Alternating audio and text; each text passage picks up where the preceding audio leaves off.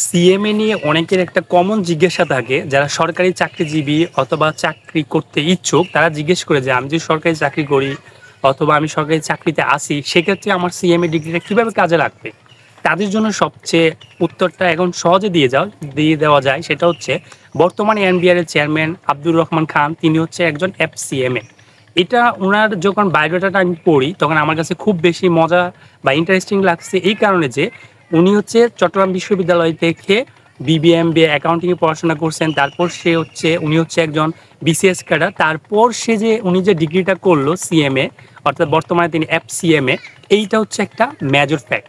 কারণ এনবিআর এ অনেক লোকই আছে যারা দেখা যায় বিজনেস ব্যাকগ্রাউন্ড না বা প্রফেশনাল না। তারা এখন একজন যদি সিএমএ অথবা একজন সিএ, তারা যদি এরকম উপরের পদস্থতে আসে তাহলে সেটা যা হবে, মানে দেখা যায় ও বিজনেসটাকে ওনারা ভালো করে বুঝবে, সেক্ষেত্রে সরকারের যে চাওয়া পাওয়াটা এটাও বুঝবে।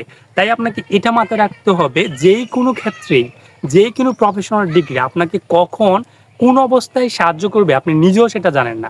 তাই আপনাকে যেটা মনে রাখতে হবে, অবশ্যই যদি আপনার সুযোগ থাকে তাহলে সিএমএ করেন অথবা সিএস করেন অথবা সিএ করেন, তার সাথে আপনি এগিয়ে যান, তাহলে আপনার কি হবে, সবচেয়ে ডাইভার্সিফাই কেরিয়ার অপরচুনিটি হবে।